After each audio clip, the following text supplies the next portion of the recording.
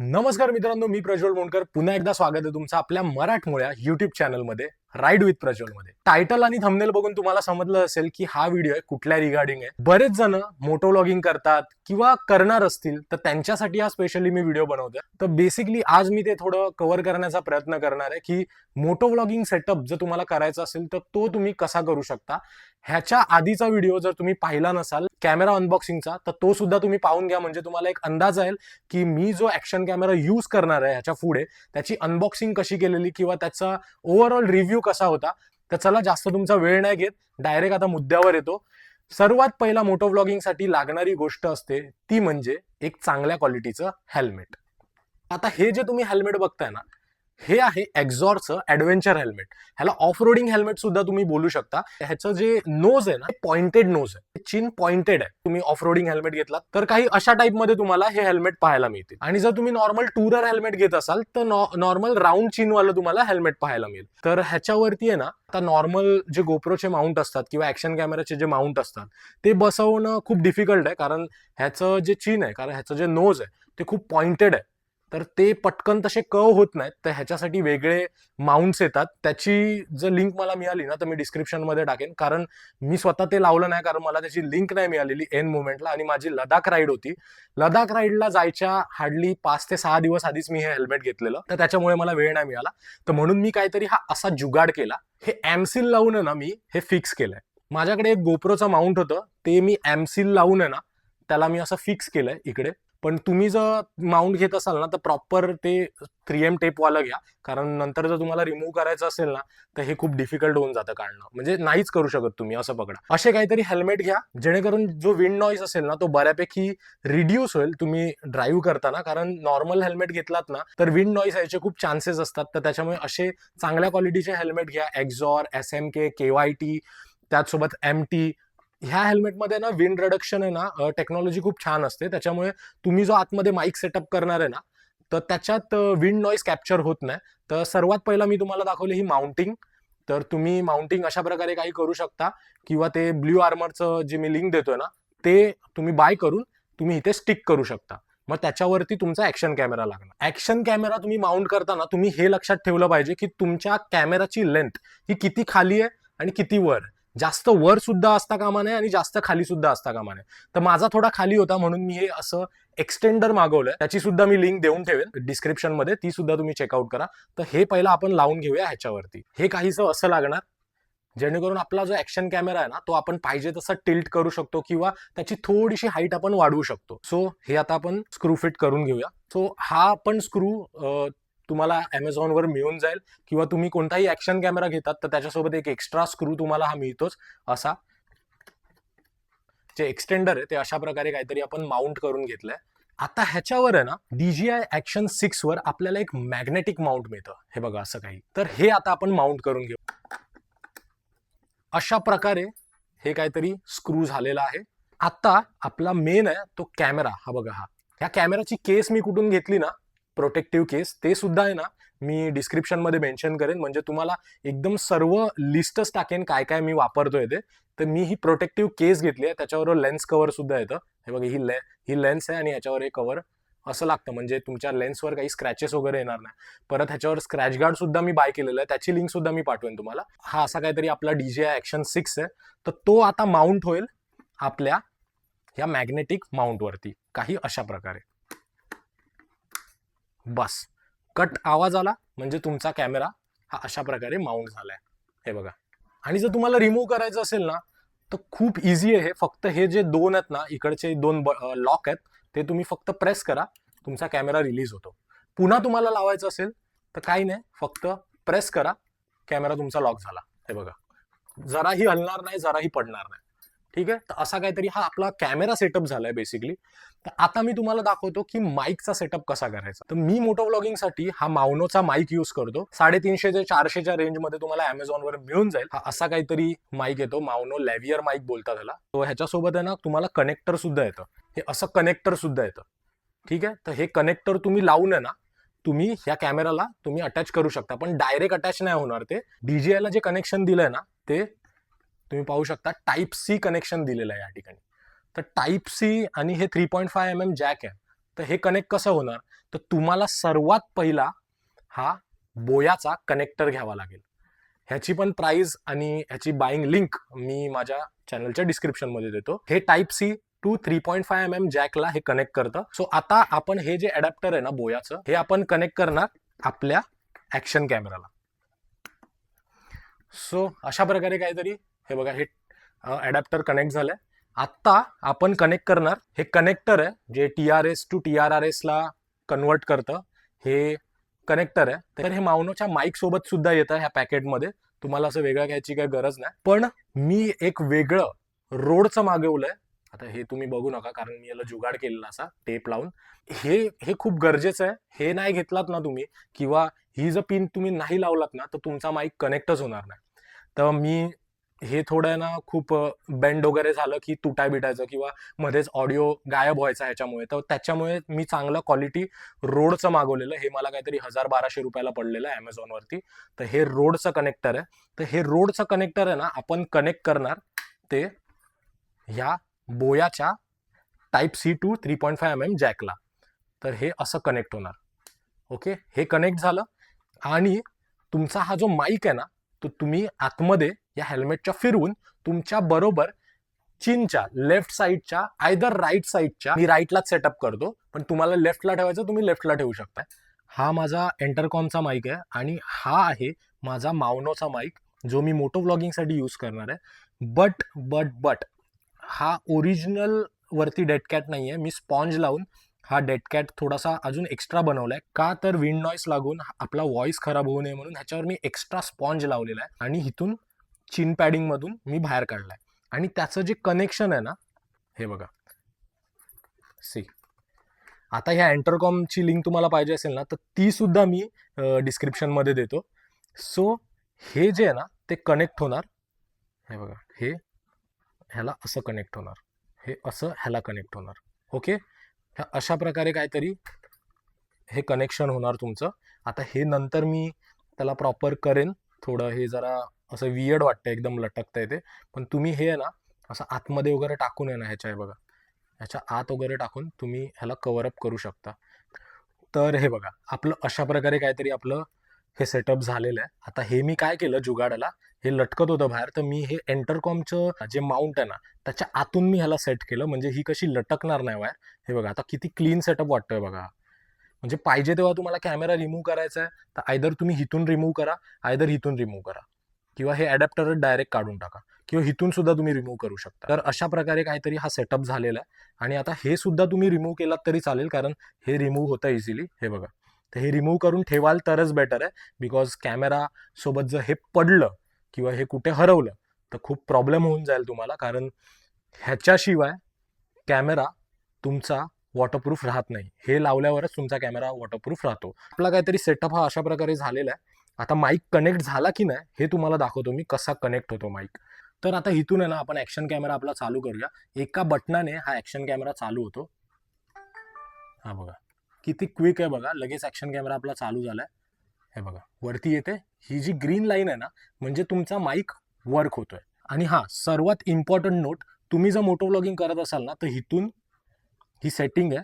तर इथे तुम्हाला हे बघा माईकचा ऑप्शन तुम्हाला हा दिसतोय. हा बघा, या माईकच्या ऑप्शनवर तुम्ही क्लिक करा आणि इथून आहे ना गेन आहे ना, गेन हा -4 आहे, तर हा -10 ठेवा.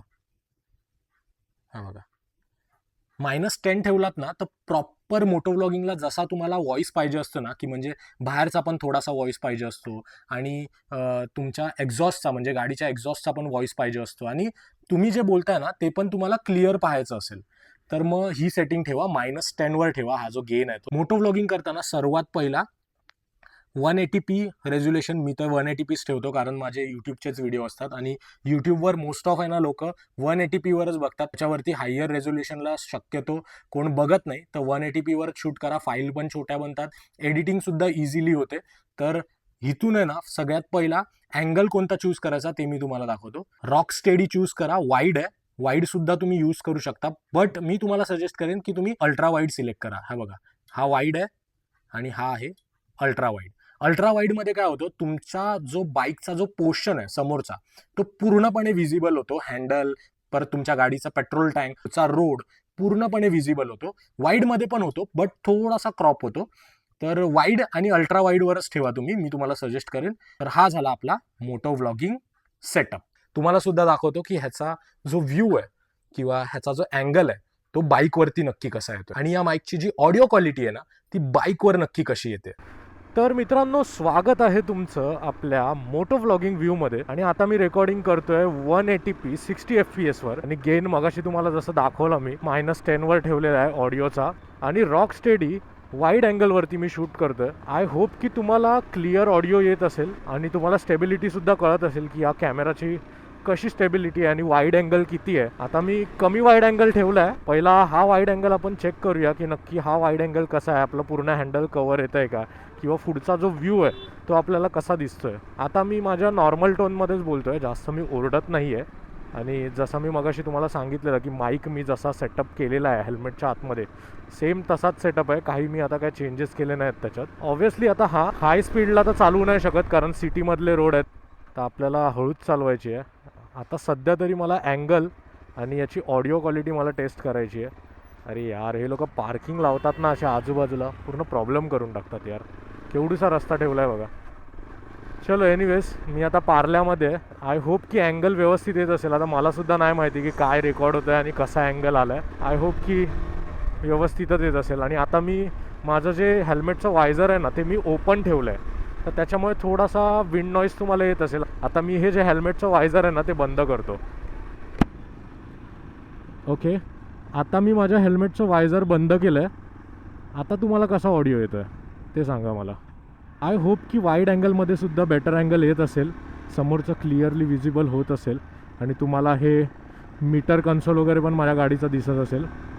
गाडी बरेच दिवस धुतली नव्हती त्याच्यामुळे थोडीशी धूळ वगैरे बसली आहे गाडीवर, पण ती इग्नोर करा. आता राईडला सध्या तरी आता कुठे प्लॅन केला नाही म्हणून ती अशीच होती. कोल्ड स्टार्ट केली आणि बोललो चला तुमच्यासमोर येतो, गोल गोल फेरफटकाच मारूया आपण. रॉक स्टेडी मोडवरती आहे तर त्याच्यामुळे तुम्हाला स्टेबलायझेशन तुम्हाला बिल्ली म्याव जे आहे याला म्याव म्याव बिल्लीनं रस्ता काटा. स्पीड ब्रेकरवरती उडूया जरा गाडी.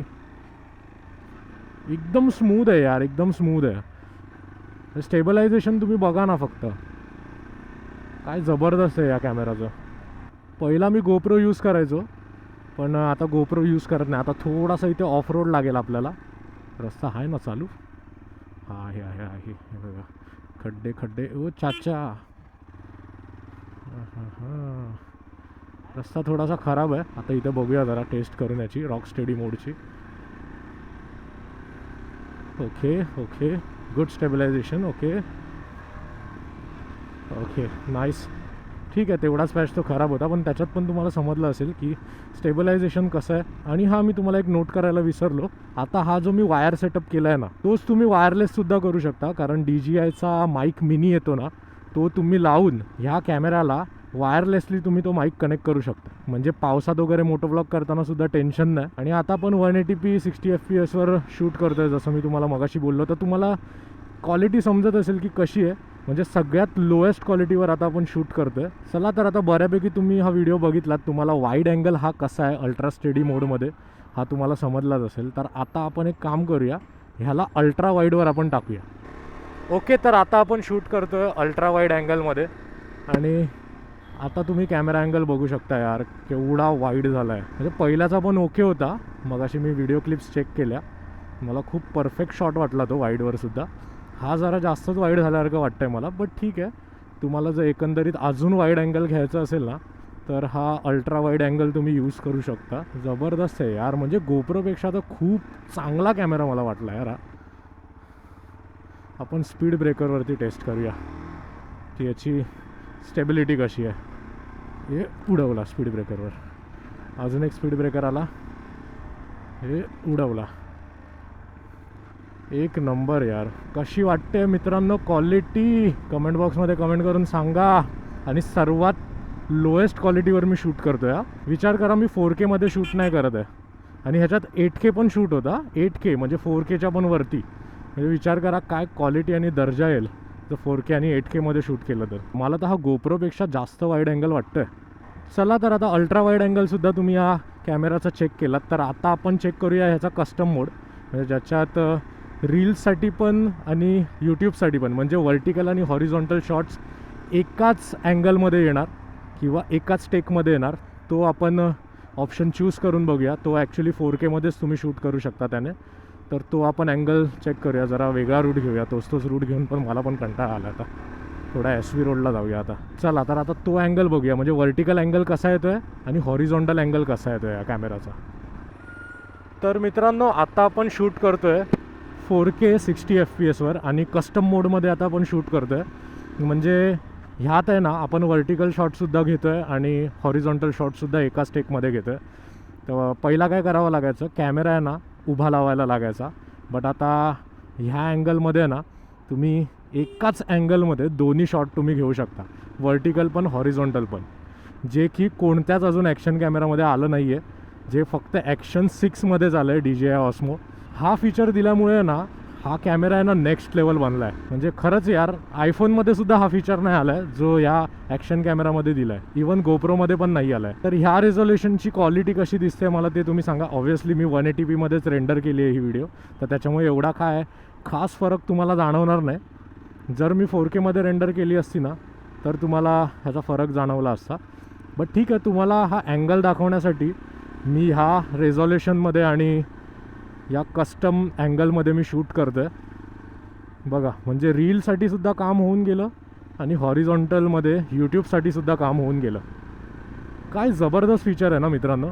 तर चला मित्रांनो, हा व्हिडिओ आहे ना मी आता इथेच एंड करतो. कारण आता मेन तर जी क्वालिटी होती कॅमेराची आणि जो अँगल होता आणि ह्या माईकचा जो व्हॉइस होता तो तुम्हाला ऐकवण्यासाठी मी स्पेशली मोटो व्लॉगिंग सेटअपमध्ये आलो आहे. आता इथेच गोल गोल फिरत राहावं लागेल नाही तर मला. पण ह्या कॅमेराची मी तुम्हाला सांगतो ना, गोप्रोपेक्षा आहे ना नाईट क्वालिटी आहे ना खूप चांगली आहे. त्यामुळे बेफिकर राहा, गोप्रोपेक्षा खूपच चांगला आहे हा कॅमेरा. जो गोप्रो आणि हा जर तुम्ही कम्पेअर कराल ना तर मी तुम्हाला सांगेन की तुम्ही DJI Osmo 6च घ्या किंवा 5 घ्या जर तुमचं बजेट कमी असेल तर. गोप्रोच्याच बजेटमध्ये जर तुम्हाला हा कॅमेरा मिळत असेल तर नॉट बॅड आहे ना. कारण ह्याला बघा ना, वेगळं ते गोप्रोचं मीडिया मोड घ्यावं नाही लागत किंवा ॲडॅप्टर कोणतं लावावं लागत नाही. डायरेक्ट माईक कनेक्ट होतो, तर तो ॲडॅप्टर घ्या आणि डायरेक्ट कनेक्ट करा कॅमेराला. मग हा एक चांगला फीचर वाटला मला. तर ठीक आहे, चला मित्रांनो, आता तुमचा निरोप घेतो. आय होप की तुम्हाला हा व्हिडिओ आवडला असेल आणि बऱ्यापैकी तुम्हाला इन्फॉर्मेशन या व्हिडिओमधून मिळाली असेल. जेवढं मेन दाखवायचं होतं ना तेवढंच मी दाखवलं आहे. कारण डिटेलमध्ये जर व्हिडिओ बनवायला गेलो ना तर खूप व्हिडिओ मोठा बनेल. आणि DJI माईक मिनीसुद्धा आपण घेऊ लवकरच, त्याचासुद्धा मी रिव्ह्यू देईन. हाय स्पीडला कशी क्वालिटी येते त्या माईकची, किंवा ह्यासुद्धा माईकची आहे ना हाय स्पीडला आहे ना ऑडिओ क्वालिटी कशी येते ना ते सुद्धा नेक्स्ट टूरमध्ये तुम्हाला पाहायला मिळेल. आता ऑब्व्हियसली इथे सिटीमध्ये तर मी गाडी पळवू तर नाही शकत आहे जास्त. तर एकंदरीत असा काहीतरी हा व्हिडिओ होता मोटो व्लॉगिंग सेटअपचा माझ्या. तुम्हाला जर आवडला असेल ना हा व्हिडिओ तर नक्कीच व्हिडिओला आहे ना लाईक करा, शेअर करा, सबस्क्राईब करा. भेटूया पुन्हा अशाच नवीन व्हिडिओसोबत, इन्फॉर्मेटिव्ह व्हिडिओसोबत आणि राईडसोबत. आणि हा जूनमध्ये 4 तारखेला मी स्पिती राईड करतो आहे, तर नक्की त्या राईडला सहभागी व्हा. माझ्या इंस्टाग्राम हँडलला फॉलो करा. तुम्हाला त्या ठिकाणी राईडच्या अपडेट्स मिळतच राहतील. तर चला आता तात्पुरता तुमचा निरोप घेतो. भेटूया पुन्हा अशाच नवीन व्हिडिओसोबत. तोपर्यंत धन्यवाद. जय हिंद, जय महाराष्ट्र, जय शिवराय.